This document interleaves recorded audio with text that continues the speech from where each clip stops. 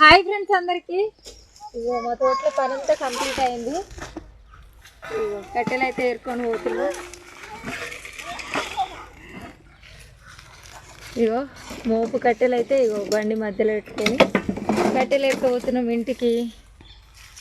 పని అంతా అయిపోయినాక బర్రెపాలు వండుకొని కట్టెలు ఏరుకొని ఇంటికి పోతాం.